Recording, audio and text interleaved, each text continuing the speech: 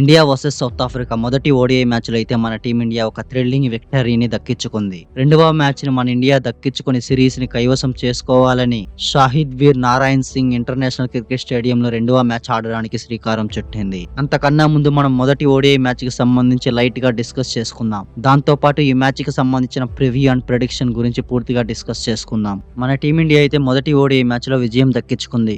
Batting లో అయితే కోహ్లీ చాలా మంచి బ్యాటింగ్ తో అదరగొట్టారు. మరీ ముఖ్యంగా విరాట్ కోహ్లీ ఒక అద్భుతమైన బ్యాటింగ్ తో ఓడిఐ ఫార్మేట్ లోనే అత్యధిక సెంచరీలు చేసిన రికార్డ్ ని సృష్టించాడు. రోహిత్ శర్మ ఓడిఐ ఫార్మేట్ లోనే అత్యధిక సిక్స్లు చేసిన చరిత్రని తిరగరాసి ఆ చరిత్రని తన పేరు మీద తిరగరాశాడు. బట్ రోహిత్ శర్మ విరాట్ కోహ్లీ అయితే ఈ మ్యాచ్ లో చాలా మంచి పర్ఫార్మెన్స్ చేశారని చెప్పుకోవచ్చు. దాంతో పాటు కేఎల్ రాహుల్ అండ్ రవీంద్ర జడేజా ఒక మంచి బ్యాటింగ్ ప్రదర్శన కనపరిచి టీమిండియా 349 పరుగులు చేసేలా చేశారు. 350 పరుగుల లక్ష్యాన్ని సౌత్ ఆఫ్రికాకి ఇచ్చి బ్యాటింగ్ కి ఆహ్వానించింది మన టీమిండియా. బ్యాటింగ్ కి వచ్చిన సౌత్ ఆఫ్రికా మన ఇండియన్ బౌలింగ్ దాడికి తట్టుకోలేక 11 పరుగులకే 3 వికెట్లు కోల్పోయింది. 11 పరుగులకే 3 వికెట్లు పడ్డాక టీమిండియా ఈజీగా గెలిచేస్తుందని అందరూ అనుకున్నారు. కానీ సౌత్ ఆఫ్రికా బ్యాటింగ్ యూనిట్ మాత్రం చాలా స్ట్రాంగ్ కంబ్యాక్ ఇచ్చింది. Middle order and lower order చాలా అద్భుతంగా రాణించి టీమిండియాని గెలవడం చాలా ఇంపాసిబుల్ లా మార్చింది. బట్ ఎనీవే టీమిండియా ఒక రకంగా మంచి బౌలింగ్ చేసి 17 పరుగుల తేడాతో ఘన విజయం దక్కించుకుంది. బట్ ఎనీవే ఈ మొదటి మ్యాచ్ లో మీకు ఎవరి పర్ఫార్మెన్స్ నచ్చిందో కామెంట్ చేయండి. ఇక ఈ రెండవ ఓడిఐ మ్యాచ్ కి సంబంధించి డిస్కస్ చేసుకుంటే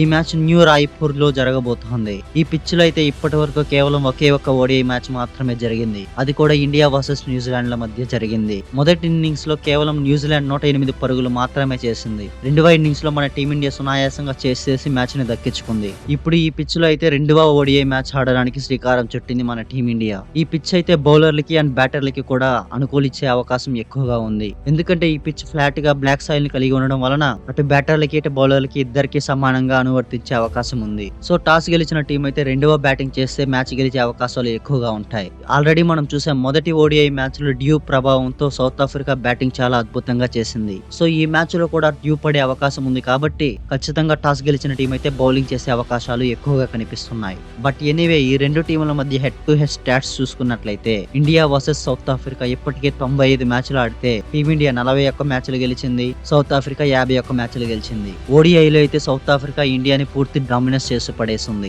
బట్ అయినప్పటికీ మన టీమిండియా ఉన్న ఫామ్ కి సౌత్ ఆఫ్రికాని ఓడించడం పెద్ద సమస్య ఏం కాదు. ఎందుకంటే అటు బ్యాటింగ్ లో ఇటు బౌలింగ్ లో చాలా స్ట్రాంగ్ గా ఉంది కాబట్టి సౌత్ ఆఫ్రికాని ఓడించి ఈ సిరీస్ ని కైవసం చేసుకోవాలనే ఉద్దేశంలోనే ఉంటుంది మన టీమిండియా. ఈ మ్యాచ్ లో అయితే ప్రాబబుల్ ప్లేయింగ్ 11 చూసుకున్నట్లయితే మన టీమిండియా ఏదైతే మొదటి ఓడిఐ మ్యాచ్ లో ఆడింది అదే ప్లేయింగ్ 11 తో బరిలోకి దిగే అవకాశం ఉంది. అండ్ ఒక్క మార్పు చేసుకునే అవకాశం కూడా ఉంది. రుతురాజ్ గైక్వాడ్ ప్లేస్ లో తిలక్ వర్మ అయినా లేదంటే రిషబ్ పంత్ అయినా ఆడిచ్చే అవకాశాలు ఎక్కువగా ఉన్నాయి. మన టీమిండియా అయితే ఎలాంటి మార్పులు చేయకుండా రుతురాజ్ గైక్వాడ్ కి మళ్ళీ అవకాశం ఇస్తే బాగుంటుంది అనిపిస్తుంది. ఇక సౌత్ ఆఫ్రికా ప్రాబబుల్ ప్లేయింగ్ 11 చూసుకున్నట్లయితే సౌత్ ఆఫ్రికాకి మొదటి ఓడిఐ మ్యాచ్ లో కెప్టెన్ గా ఎడెన్ మాక్రమ్ వచ్చాడు. బట్ ఈ మ్యాచ్ లో అయితే టెంబా బుమా కెప్టెన్సీ బాధ్యతలు తీసుకునే అవకాశం ఉంది. దాంతో పాటు ఒక ప్రాపర్ స్పిన్నర్ అయిన కేశవ్ మహారాజ్ ను కూడా స్క్వాడ్ లోకి తీసుకొచ్చే అవకాశాలు ఉన్నాయి. బట్ ఎనీవే సౌత్ ఆఫ్రికా అయితే టెంబా బుమా అండ్ కేశవ్ మహారాజ్ ని కంబ్యాక్ చేసే అవకాశాలు ఉన్నాయి. ఇక ఈ రెండు టీముల మధ్య స్ట్రెంగ్త్స్ అండ్ వీక్నెసెస్ చూసినట్లయితే ఈ రెండు టీములకి స్ట్రెంగ్త్ ఏమైనా ఉంది అంటే వాళ్ళ బ్యాటింగ్ ఆర్డర్ అని చెప్పుకోవచ్చు. ఇన్ఫాక్ట్ మన టీమిండియా మొదటి ఓడిఐ మ్యాచ్ లో ఒక బ్యాటింగ్ ఆప్షన్ ని తగ్గించుకుని బౌలింగ్ ని ఇంప్రూవ్ చేసుకుంది.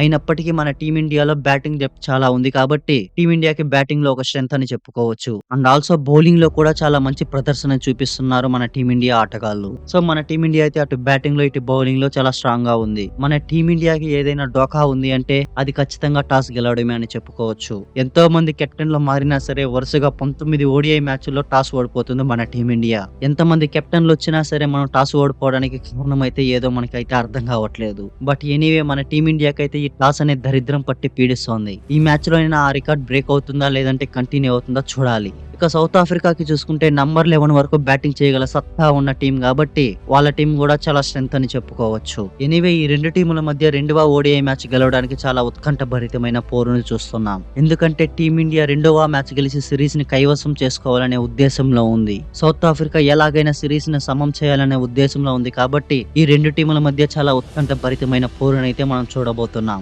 ఇక ఈ మ్యాచ్ లో కీ ప్లేయర్స్ గురించి డిస్కస్ చేసుకున్నట్లయితే ఇండియాకి బ్యాటింగ్ ఆర్డర్ లో రోహిత్ శర్మ అండ్ విరాట్ కోహ్లీ, ఎందుకంటే వీళ్ళిద్దరికి ఉన్న ఎక్స్పీరియన్స్ టీమిండియాలో ఇంకెవరికి లేదు. అండ్ ఆల్సో వీళ్ళిద్దరు కూడా మంచి ఫామ్ లో ఉండడం చాలా మంచి విషయం అని చెప్పుకోవచ్చు. లాస్ట్ మ్యాచ్ లో చూసాం కోహ్లీ ఇద్దరు మంచి ప్రదర్శనతో అదర కొట్టారు. సో అదే ఫామ్ తో ఇండియా బ్యాటింగ్ లైనప్ లో కీ ప్లేయర్ గా మారే అవకాశం ఉంది. ఇక బౌలింగ్ లో చూసుకుంటే హర్షిత్ రాణా, హర్షదీప్ సింగ్ లు కీ ప్లేయర్లుగా మారే అవకాశం ఉంది. హర్షిత్ రాణా పరుగులు ఎక్కువ ఇస్తున్నప్పటికీ వికెట్లు అయితే పడగొడుతున్నాడు. హర్షిత్ రాణా పరుగులు కట్టడి చేయడంలో కొద్దిగా అవగాహన తెచ్చుకుంటే హర్షిత్ రాణా ఒక టాప్ క్లాస్ బౌలర్ అయ్యే అవకాశాలు ఉన్నాయి. హర్షదీప్ సింగ్ అయితే in swing and out swing తో అదరగొడుతున్నాడు కాబట్టి ఈ ఇద్దరు ఇండియన్ బౌలింగ్ లైనప్ లో కీ ప్లేయర్స్ అని చెప్పుకోవచ్చు. ఇక South Africa point of view లో కీ ప్లేయర్స్ ని చూసుకున్నట్లయితే Dewald Brevis and Marco Jansen key player అని చెప్పుకోవచ్చు. ఇన్ఫాక్ట్ లాస్ట్ మ్యాచ్ చూసాం డివాల్డ్ బ్రేవేస్ T20 ఫార్మాట్ లాగా అదరగొట్టాడు ఈ మ్యాచ్ లో. అండ్ ఆల్సో మార్కో జాన్సన్ కూడా అటు బౌలింగ్ లో ఇటు బ్యాటింగ్ లో రెండిట్లో అద్భుతమైన కాంట్రిబ్యూట్ చేశాడు కాబట్టి వీళ్ళిద్దరూ బ్యాటింగ్ లైనప్ లో కీ ప్లేయర్స్ అని చెప్పుకోవచ్చు. ఇక బౌలింగ్ లో కూడా మార్కో జాన్సన్ కీ ప్లేయర్ అయ్యే అవకాశాలు ఎక్కువగా ఉన్నాయి. దాంతో పాటు కేశవ్ మహారాజ్ కూడా కీ ప్లేయర్ అని చెప్పుకోవచ్చు. అండ్ ఫైనల్లీ మనం చూడబోయే టాప్ 3 ఇంట్రెస్టింగ్ బ్యాటిల్స్ చూసుకున్నట్లయితే Rohit Sharma versus Marco Jansen. వీళ్ళిద్దరి మధ్య ఒక ఇంట్రెస్టింగ్ కాంటెస్ట్ అయితే నడుస్తుంది. రోహిత్ శర్మ వచ్చిన ప్రతి బాల్ ని బౌండరీకి పంపాలని, వచ్చిన ప్రతి బౌన్సర్ ని పుల్ షాట్ ఆడాలని ప్రయత్నిస్తాడు. ఇక మార్కో జాన్సన్ తన పేస్ తో తన బౌన్సర్ తో బ్యాటిల్ వణికించగలడు. సో వీళ్ళిద్దరి మధ్య ఒక ఇంట్రెస్టింగ్ కాంటెస్ట్ అయితే ఉంటుంది. అండ్ మరొక ఇంట్రెస్టింగ్ బ్యాటిల్ చూసుకున్నట్లయితే Harshit Rana versus Dewald Brevis. In fact last match లో మనం చూసాం హర్షిత్ రాణా ఓవర్ లో డివాల్డ్ బ్రేవియస్ అదరగొట్టాడు. సో వీళ్ళిద్దరి మధ్య కూడా ఒక ఇంట్రెస్టింగ్ కాంటెస్ట్ అయితే మనం చూడబోతున్నాం. And finally Keshav Maharaj versus Virat Kohli. Virat Kohli spin కి అయితే కొద్దిగా అటు ఇటు ఆడుతూ ఉంటాడు.